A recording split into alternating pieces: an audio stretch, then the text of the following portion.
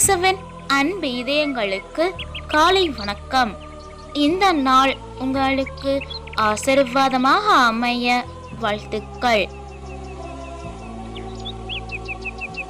இப்புதிய நாளுக்கான ஆசீர்வாத இறைவசனம் 1 யோவான் அதிகாரம் 4 இறை வார்த்தை 16.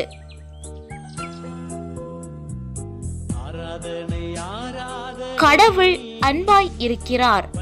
அன்பில் நிலைத்திருக்கிறவர் கடவுளோடு இணைந்திருக்கிறார். கடவுளும் அவரோடு இணைந்திருக்கிறார்.